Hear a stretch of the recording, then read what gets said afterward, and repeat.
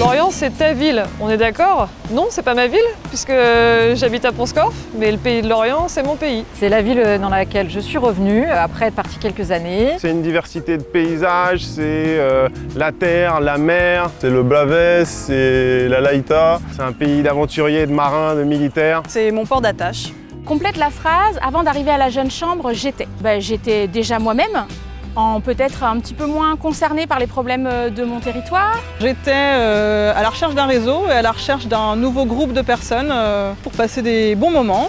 J'étais un peu plus timide, j'avais vraiment pas connaissance de ce qu'on pouvait trouver en dehors de la vie pro dans une ville.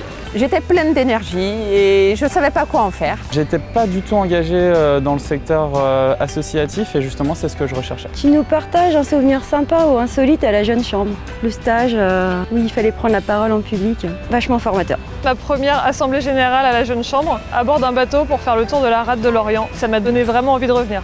Le congrès de Poitiers, on s'est tous retrouvés là-bas, on a eu le Futuroscope privatisé, on a passé des moments vraiment géniaux. C'est quoi le dernier projet que tu as mené dont tu es super fier? C'est le World Cleanup Day, parce qu'on l'a initié ici et qu'il a été repris et qu'il a fait des petits. La dernière action qu'on a effectuée, c'était de faire un rallye street dans les rues de Lorient, donc c'était un jeu ludique pour adultes et enfants. On a monté un projet qui s'appelle Carte Sonore. L'objectif, c'était de mettre en place dans les restaurants des menus sonores à destination des personnes malvoyantes. Aujourd'hui, il y a une association qui continue à faire vivre ce projet.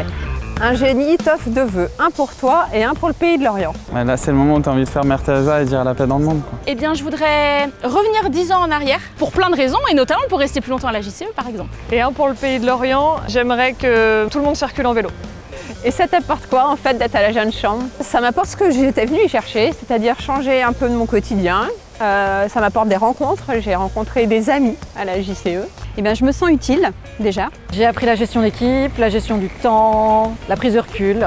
Et je pense que ça, c'est déjà pas mal. Ça m'apporte l'échange. Ça apprend à travailler ensemble, ça apprend à se connaître soi et à progresser sur plein de choses. C'est se retrouver régulièrement, mener des actions, faire des réunions dans des bars. Ça veut dire quoi? Incubateur de leaders citoyens. Ah, j'aime pas cette expression, alors ça va mal se passer. Hein.